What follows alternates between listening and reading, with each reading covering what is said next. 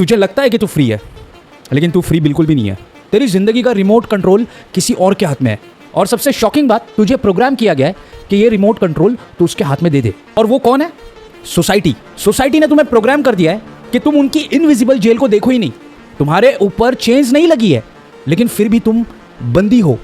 और आज हम लोग ना उस प्रोग्रामिंग को डिकोड करेंगे और समझेंगे कि क्यों हम लोग बंदी है, लेकिन हमें समझ नहीं आ रहा है कैसे सोसाइटी ने हम लोगों के दिमाग को हैक किया हुआ है। और सबसे बड़ा हैकर कौन है? तुम्हारा खुद का माइंड। बिना टाइम वेस्ट किए लेट्स डाइव इन।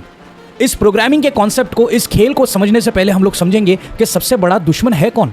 बचपन से तुम लोगों को लगता रहेगा कि यार हमारा दुश्मन तो बाहर है, parents, family, society, politicians, celebrities, किसी किसी को लगता है, और सिस्टम जो हमें ग्रो करने के लिए, हमें फ्रीडम के तौर पे जीने के लिए नहीं दे रहा है। पर असल में सबसे बड़ा दुश्मन हमारे अंदर है, और वो है हमारा माइंड, मन।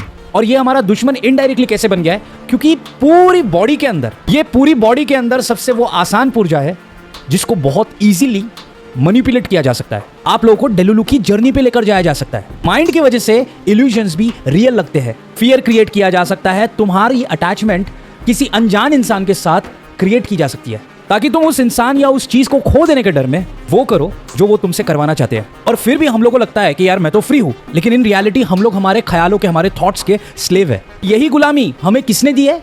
सोसाइटी ने। पहले समझते हैं कि एक्चुअल में हमारी गुलामी क्या है, हम लोग कैसे एनस्लेव्ड है। अब सोसाइटी ने क्या किया है? देखो, सोसाइटी ने ना बड़ी चालाकी से ऐसा सिस्टम डेवलप किया, society is but obvious made by humans, but कुछ लोगों ने इस सोसाइटल सिस्टम को ऐसे डिजाइन कर दिया है, ऐसे डेवलप कर रखा है।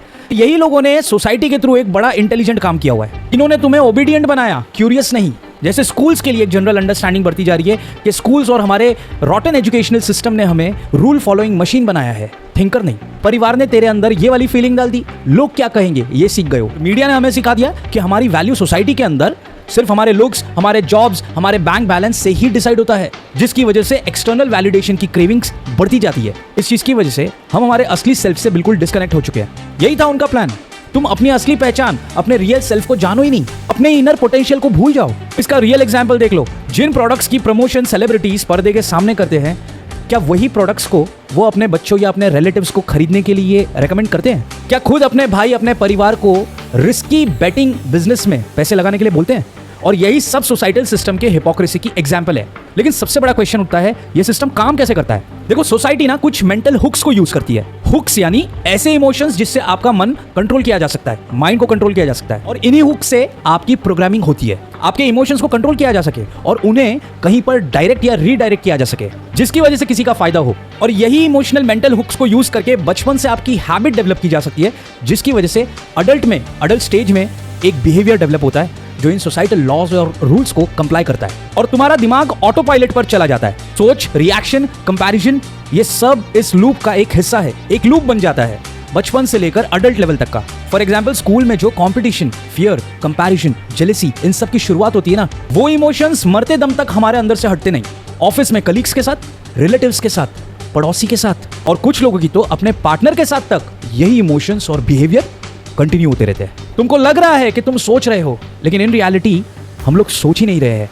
ऑटो मोड पे सब कुछ चल रहा है। एआई तो बाद में आ गया, उसके पहले ही हमारा एक खुद का नेचुरल इंटेलिजेंस हटाकर artificial thought process, artificial intelligence हमारे अंदर ही तैयार कर लिया गया है। अब समझेंगे ये हुक्स क्या है, क्योंकि इन्हें बिना समझे हम लोग को ये नहीं समझेगा कि एक्चुअल में हमें कंट्रोल कैसे किया जा रहा है। सबसे पहला हुक आता है जो सबसे इंपॉर्टेंट है, वो है द हुक ऑफ फियर, डर का हुक। देखो, सोसाइटी का सबसे बड़ा टूल है डरा कर रखना। लॉ से डरेगा, ट्रेडिशन से डरेगा, नॉर्म्स से डरेगा, कस्टम से डरेगा, रिलीजन से डरेगा, कल्चर से डरेगा, फेलियर का डर, लोग क्या कहेंगे, रिजेक्शन का डर, सोसाइटल एक्सक्लूजन से, बर्खास्त होने से, बहिष्कृत होने से डरेगा। ये हर स्टेज में आपको दिखने वाला है। लेकिन साइकोलॉजिस्ट कहते हैं कि 90% ऑफ द फियर्स इमेजिन्ड होते हैं, रियल नहीं होते। और सिस्टम को यही चाहिए कि जो चीज इमेजिनरी है उस चीज को आप जियो, कि तुम डरो, तुम डाउट करो, तुम सेफ्टी के चक्कर में अपने कंफर्ट जोन से बाहर ही मत निकलो। Safe job, safe marriage, safe life. और सेफ्टी के इस रास्ते पर चलवाने के लिए सोसाइटी तुम्हारे इनर पोटेंशियल की बैंड बजा देती है। तुम खुद को एक्सप्लोर ही नहीं करते हो। शायद तू देश का पीएम बन सकता था, बहुत अच्छा पब्लिक स्पीकर था, पॉलिटिक्स को समझता था, पॉलिसी मेकिंग को समझता था, लेकिन आज किसी कॉर्पोरेट जॉब में अपने पैर घिस रहा है। इसी में तो पब्लिक स्पीकिंग का पोटेंशियल होते हुए भी इसी डर की वजह से कि लोग क्या सोचेंगे, इस चक्कर में कभी वो स्टेज पे चढ़ते ही नहीं है। और यही फियर तुम्हें कंफर्ट जोन में रख रहा है। ये हुक है, सोसाइटल हुक। क्योंकि तुम में डर पहले से था नहीं, तुमने उसे एक्सेप्ट कर लिया क्योंकि किसी ने कहा कि ये करने की वजह से लोग तुम पर हंस सकते हैं। तुमने अपनी इनर पोटेंशियल को सामने रखा ही नहीं, तुमने शुरुआत ही नहीं की, और ग्रोथ का बीज वहीं पर मर जाता है। और इसी से दूसरा हुक सामने आता है, वो है the hook of external validation. बाहरी अप्रूवल के लिए हम लोग मर रहे हैं, specially after the outburst of social media. देखो बचपन से ही जब हमें स्कूल में ना इस चीज की आदत लग जाती है, जब टीचर बोलती है very good job, very good very good, इस चक्कर में होता ये है कि उसकी आदत और उसकी एक्सपेक्टेशन हमें अडल्ट लेवल तक लग जाती है। जॉब के स्टेज पे भी हम लोग यही एक्सपेक्ट करते हैं, और इसी चक्कर में हम लोग वो करते हैं जो हमारा बॉस चाहता है, और इस चीज के लिए एक्सटर्नल वैलिडेशन, एक्सटर्नल अप्रूवल की एडिक्शन लग जाती है। फैमिली गुड बोलेगी, रिलेटिव्स गुड बोलेंगे, इसीलिए अपनी एंटरप्रेन्योरियल स्पिरिट को मार के मैं एक देश का सिविल सर्विसेज की पढ़ाई करने के लिए लग जाता हूँ, जो कि मेरा एक्चुअल में पैशन ही नहीं था, लेकिन मुझे एक्सटर्नल वैलिडेशन चाहिए था। आप में से बहुत लोग हैं जो ऐसे बिल्कुल कर रहे हैं। अपने इनर पोटेंशियल को दूसरों के लिए मारना बंद करो। और सोशल मीडिया के बाद तो ये एडिक्शन टर्बो मोड में चला गया है। एक लाइक डोपामिन स्पाइक, एक कमेंट इमोशनल हाई, और आजकल तुम्हारा मूड एल्गोरिदम्स डिसाइड कर रहे हैं। और जब तुम दूसरों के अप्रूवल के चक्कर में जीना शुरू कर देते हो, तो अपनी लाइफ की ओरिजिनल स्क्रिप्ट जो तुम्हारे डीएनए के अंदर भी कूट कूट के भरी होगी ना, शायद उसे देखते ही नहीं। अपनी फिजिकल, मेंटल, स्पिरिचुअल पोटेंशियल्स को कभी खोजते ही नहीं, और इसीलिए आपका इनर पोटेंशियल खो जाता है। इसीलिए इस ड्रग से बचो। जब सोशल मीडिया का एडिक्शन लग गया है तो थर्ड हुक तो आना ही आना है, वो है द हुक ऑफ कंपैरिजन। ये सर्कस सबसे खतरनाक सर्कस है, क्योंकि सोशल मीडिया पर देख लिया कि मेरा सेलिब्रिटी तो ब्रांडेड कपड़े पहन रहा है, टॉप क्लास गाड़ियों में घूम रहा है, लाखों रुपए पार्टीज पे खर्चे कर रहा है, और हम दोनों की उम्र सेम है, लेकिन मेरे पास क्या है, मैं तो कुछ नहीं कर रहा। अपने दोस्तों से कंपैरिजन चल रहा है, उसके पास ज्यादा पैसा है, मेरे पास कम पैसा है। वो मुझसे ज्यादा स्मार्ट है, वो मुझसे ज्यादा खूबसूरत है, उसके पास हार्वर्ड की डिग्री आ गई, मेरे पास तो कुछ भी नहीं। वो ज्यादा स्पिरिचुअल दिख रहा है, और मैं तो सिर्फ माला जप रहा हूं, लेकिन कोई असर नहीं पड़ रहा। और सिर्फ कंपैरिजन यंग लोग नहीं कर रहे, माँ बाप भी कर रहे हैं, अडल्ट्स भी कर रहे हैं, बेबी बूमर्स भी कर रहे हैं, मिलेनियल्स भी कर रहे हैं। बस फर्क है इंडस्ट्री का। ये कंपैरिजन कॉलेज में चल रहा था, यहाँ पर ऑफिसेस में चल रहा है। देखो ज्ञान की वाणी है, भगवान बुद्ध ने यह कहा था कि comparison kills peace, and that is verified and approved by modern psychology. और तुलना करोगे तो मन हमेशा अशांत रहेगा, अपना इनर पीस खो दोगे, और जहां पर शांति नहीं वहां पर विकास कैसा, ग्रोथ कैसा। और इसीलिए तो ज्यादा से ज्यादा अशांत लोग ही आप देखते रहेंगे सोशल मीडिया पर हद से ज्यादा नौटंकी कर रहे हैं, क्रिंज हरकतें कर रहे हैं, क्योंकि जितने भी लाइक्स आ जाए, जितना भी एक्सटर्नल वैलिडेशन मिल जाए, तुम्हें अंदर से इनर सेटिस्फैक्शन मिलता ही नहीं। It's not enough for you. हर वक्त मन तुम्हारा एक रेस में लगा है, क्योंकि कंपैरिजन के ट्रैक पर जी रहे हो। और सबसे अजीब बात बताओ क्या है, उस रेस की फिनिश लाइन जब जब तुम कंपेयर कर रहे हो वो आगे बढ़ती जा रही है। It's an unending race. और जब यंग जनरेशन का और स्मार्ट लोगों का इन तीन हुक्स के पीछे उनका ध्यान लग जाता है ना, तो सोसाइटी अपना फोर्थ हुक यूज करती है, and that's the hook of control. देखो सोसाइटी ना सिर्फ आपको कंट्रोल नहीं करती है, सोसाइटी आपको खुद पर, आसपास पर कंट्रोल करने का इल्यूजन भी देती है। देखो कंट्रोल का इवॉल्व फॉर्म क्या है मालूम? पावर। आदमी पावर के पीछे और कंट्रोल के पीछे, अपने आसपास के एनवायरनमेंट को, अपनी लाइफ को कंट्रोल करने के पीछे बावरा हो पड़ा है। उसे पावर चाहिए, और पावर की ये जो हवस है ना, इसमें हम लोग हमारी ओरिजिनल पर्सनालिटी खो रहे हैं। तुम्हें लग रहा है कि जो ऑब्जेक्टिव लाइफ तुम जीने की कोशिश कर रहे हो, जस्ट बिकॉज तुम्हें सोसाइटी ने एनेबल किया है वो चीज करने के लिए, इट डजंट मीन कि तुम्हारी लाइफ पे तुम्हारा कंट्रोल आ गया है। इमेजिन करो आप एक बहुत ही महंगी वाली गाड़ी खरीद लेते हो, जस्ट बिकॉज आपको आपके रिलेटिव्स, आपके नेबर्स को दिखाना है, प्रूफ करना है। गाड़ी तो आ गई, लेकिन आपने उसे लोन पर लिया है। आपको स्टार्ट में तो ये लग गया कि मेरी लाइफ पर क्या कंट्रोल है, मैंने ये गाड़ी हासिल कर ली, विच इज एक्चुअली गुड। लेकिन इन रियलिटी क्या उसकी आपको जरूरत थी? शायद नहीं।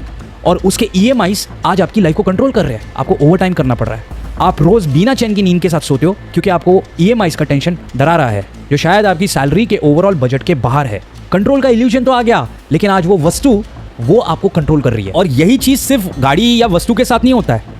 हमारी हवस इतनी बढ़ जाती है कि हम लोगों को, सिचुएशंस को और अपनी इमेज को भी कंट्रोल करने के पीछे पागल होते हैं। पर हार्वर्ड की एक स्टडी के मुताबिक the illusion of control is one of the biggest sources of stress. यही चीज था वो गाड़ी का एग्जाम्पल। और पीस कब मिलता है? जब तुम कंट्रोल की जो सीड है या उसका डायरेक्शन है बाहर से नहीं लेते हो, इंटरनली अवेयर होकर के खुद जानते हो कि आपको एक्चुअल में करना क्या चाहिए या आपको क्या चाहिए। और वो आता है ऑब्जर्वेशन से। तब आपने वो गाड़ी खरीदी ना, आप एक्चुअल में अपनी आइडेंटिटी के पीछे जा रहे थे, अपनी इमेज को कंट्रोल करने के लिए जा रहे थे, जो कि सोसाइटी का 5वां हुक है। देखो अब सोसाइटी ना हमें लेबल्स देती है, वो लेबल्स दिखते नहीं है। ये MBA है, वो डॉक्टर है, वो नामचीन डॉक्टर है, ये तगड़ा वाला वकील है, इस लॉयर ने सबको चुप बिठा दिया था, ये हिंदू है, वो मुस्लिम है, ये एंटी नेशनलिस्ट है, वो फेमिनिस्ट है, वो MBA है, ये डॉक्टर है। ये सारे नाम ना लेबल्स सोसाइटी देती है उनके एजेंट्स के थ्रू। उन्हीं के बांधे हुए उन्हीं के लोग जो है, जो लोग उस सोसाइटी के लॉ को पूरी अंधाधुंध फॉलो करते हैं, वही ऐसे नाम देना शुरू करते हैं और ये ट्रेंड फैल जाता है, ये एक हैबिट फैल जाता है। और ये जो आइडेंटिटी का हुक है ना, ये बराबर ऐसे दिमाग में फिट होता है जिसकी वजह से आप ऊपर के चारों हुक के बिल्कुल ढंग से शिकार बनते हो। क्योंकि बच्चा जब पैदा होता है, आप या मैं पैदा हुए थे, हमारे पिछवाड़े पे कोई स्टैंप नहीं था, हमारे हाथ पे कोई स्टैंप नहीं था, हम बिना लेबल के पैदा हुए थे।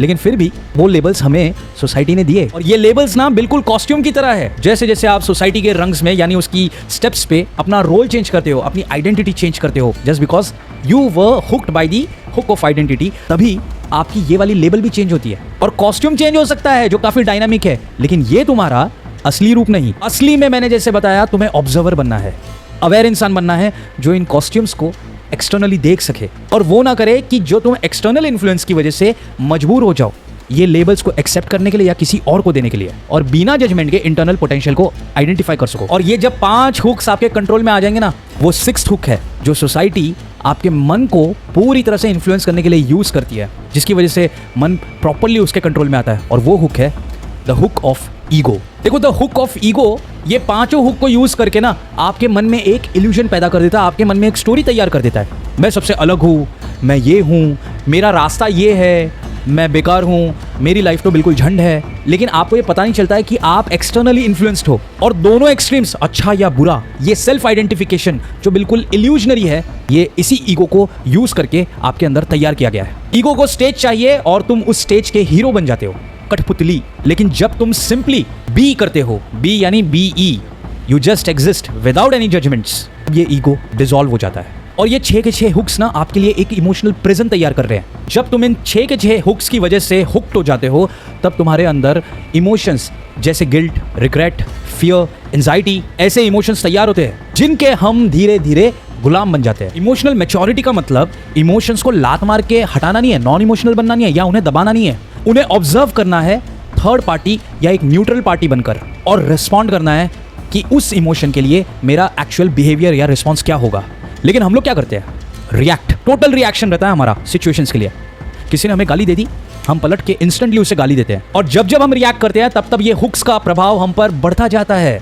हमारी सेल्फ कंट्रोल, हमारी सेल्फ आइडेंटिफिकेशन, हमारी सेल्फ अवेयरनेस खो जाती है, और मेंटल हुक्स का एक लूप तैयार होता है जो जनरेशनल है। पहले की जनरेशन ने जो सीखा वो कहती है कि हमें आगे की जनरेशन को भी वही सिखाना है, वही एक्सपेक्ट करेंगे, और गलती कर दी तो सिखाएंगे नहीं, पनिश करेंगे या गाली दे देंगे। इसीलिए जेन ज़ी को सबसे वीक जनरेशन बोला जाता है। और वही एक्सपेक्टेशन के चक्कर में ये सोसाइटी को एक्चुअल में जो सही लोगों की ज़रूरत है इसे गवर्न करने के लिए, इसके नए कानून, इसके नए कस्टम्स, इसके नए नॉर्म्स बनाने के लिए, ऐसे लोग साइडलाइन हो जाते हैं।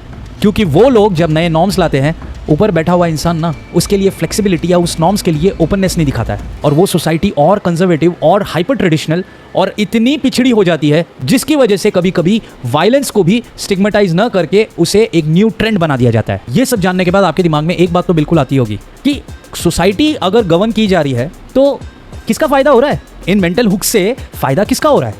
ये वाला क्वेश्चन तो आया होगा। कोई तो प्रॉफिट लेकर जाता रहेगा ना। प्रॉफिट बिल्कुल हो रहा है कॉर्पोरेट्स का, ऑर्गेनाइजेशंस का, और ऐसे लोगों का जिनके लिए ऐसा सिस्टम बहुत ज़्यादा वैल्यूएबल है। देखो, the market place thrives on your mind. ये सब हुक सिर्फ मेंटल नहीं है, प्रॉफिटेबल भी है। बेटिंग एप्स तुम्हारी कंपैरिजन और लालच का यूज करके तुम्हें रिस्की एक्शंस लेने के लिए मजबूर करता है। बेट करो, अपना पैसा लगाओ, और बाद में कंगले भी बन गए ना, इनको कोई फर्क नहीं पड़ेगा। डेटिंग एप्स तुम्हारी लोनलीनेस का, तुम्हारी एंजाइटी का, तुम्हारे फियर का फायदा उठाकर खुद को मोनेटाइज कर रही है। सोसाइटी की वजह से हम लोग कंट्रोल नहीं हो रहे, हमारा कंजम्पशन भी डिजाइन किया है। अब ये बात तो कोई नई नहीं है, बहुत सारे ऐसे लोग हैं जिनको पता रहेगा ना। तो जिनको पता है वो ये सब बदलते क्यों नहीं? जैसे तुम्हें पता चल गया इस चीज के बारे में, तो तुम्हें बदलाव इतनी जल्दी क्यों नहीं आएगा? क्योंकि माइंड को दर्द पसंद नहीं है। किस चीज का? चेंज का। देखो, फेमिलियर पेन जो रहता है ना, जो हैबिचुअल पेन रहता है बचपन से बार बार, वो काफी सेफ लगता है। नए चेंज से डर लगता है, अनसर्टेनिटी से डर लगता है। इसीलिए हम लोग बार बार इन्हीं मेंटल लूप्स के एक हैबिचुअल एक्शन, रिएक्शन, रिस्पॉन्स के फेज में अटके रहते हैं और वही गलती रिपीट करते हैं, क्योंकि हमें लगता है कि इन लूप्स में रहने की वजह से हम लोग सेफ है, कंफर्ट जोन में है, जिसकी आदत आपके माइंड को लग जाती है। Toxic relationship, procrastination, doubt, insecurity, इन सब बिहेवियर, इन सब एक्सपीरियंसेस होने के बावजूद भी हम लोग इन्हें सीरियस नहीं लेते, क्योंकि हैबिट हो चुकी है। माइंड कहता है कम से कम ये दर्द मुझे पता तो है, अगर तू इसके आगे जाएगा तो शायद ये चेंज की वजह से एक नया दर्द मिल जाए, जो दर्द को तुमने जाना भी नहीं है, और शायद रास्ते पे आ जाए। इस चीज की वजह से चेंज होता नहीं। लेकिन एक फिलॉसफी को बिल्कुल ध्यान से समझो। ये जो सारी बातें मैं बता रहा हूँ ना, इन्हीं बातों को मैंने मेरी इस बुक में लिखा है, जिसका नाम है अनहुक्ड। ये बातें मैंने इस बुक में लिखी है और इस वीडियो का जो इन्फॉर्मेशन सोर्स है वो यही बुक है। ये सारी बातें उस बुक में ही है और इस बुक में ये वाली बात बिल्कुल लिखी है कि तेरा माइंड जो है ना, तू नहीं है। Your mind is not you. देखो, जिसने ये पहचान लिया ना कि माइंड एक टूल है और उसका मैं मास्टर हूं और उसी के हिसाब से एक्शन ले तो उसकी दुनिया बदल जाती है। लेकिन इन रियलिटी हमने पावर माइंड के हाथ में दे दिया है जिसे कोई और कंट्रोल कर रहा है और वो बोलता है कि आई एम योर मास्टर, तुझे ये करना चाहिए, इसमें डोपामिन स्पाइक मिलेगा। और हम लोग ओबीडियंट बच्चे की तरह उसकी बात मान लेते हैं। इसीलिए मैंने बोला फ्रीडम तब शुरू होती है जब तुम ऑब्जर्व करते हो और कहते हो ये थॉट मेरी आइडेंटिटी नहीं, मैं नहीं हूं। किसी ने मुझे कुछ कहा, वो आइडिया, वो ओपिनियन उसका था, मेरी रियलिटी नहीं है। ये थॉट मैं नहीं हूं, ये बस एक गुजरता बादल है। It's a passing cloud. और जब मन और खुद के रियल सेल्फ के बीच में एक फर्क पैदा करते हो, वही असली रियलिटी को देखने की शुरुआत होती है। ये वीडियो हुक्स के ऊपर था, ये सारी प्रॉब्लम्स आइडेंटिफाई की है। वीडियो कैसा लगा बताना, कमेंट में बताना आपको इसके ऊपर सॉल्यूशंस चाहिए क्या, क्योंकि इसका पार्ट 2 जो मैं आपको बताऊंगा वो इन्हीं हुक्स से अनहुक कैसे करते हैं उसके ऊपर होगा। Stay tuned, take care, I will see you next time, bye bye.